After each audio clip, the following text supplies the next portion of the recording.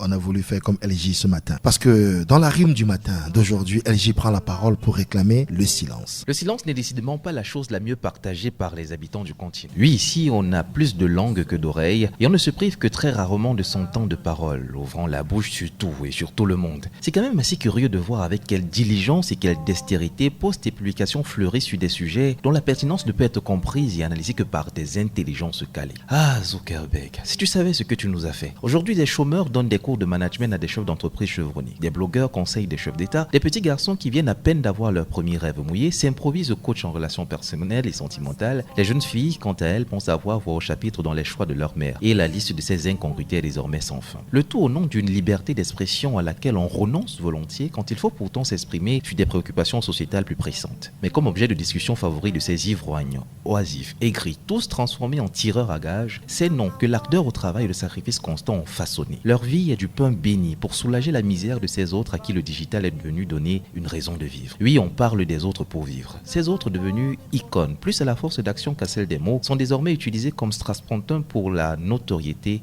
pour ces anonymes. Nouveau souffle pour des artistes sur le déclin qui, à l'expérience, ont découvert que la simple évocation de ces personnalités déchaîne toutes les passions et retarde l'échéance de leur obsolescence programmée et inéluctable.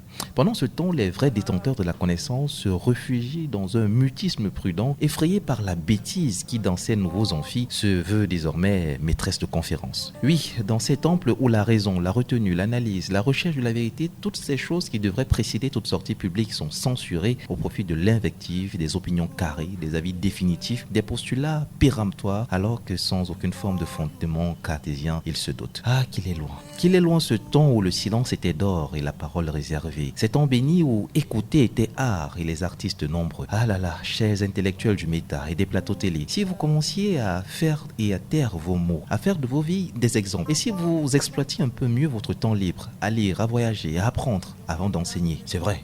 Vous redoutez d'être ignoré au point de douter de votre existence. Mais rassurez-vous, on sait que vous êtes là. Mais de grâce, faites-nous plaisir. De temps à autre, taisez-vous. Taisez-vous, c'est ça. LJ rime. C'est bien que vous preniez la parole tous les matins. Et ce matin, vous avez choisi de flinguer les sabitou, comme l'aurait dit Jean-Pierre Sommet. C'est bien trouvé.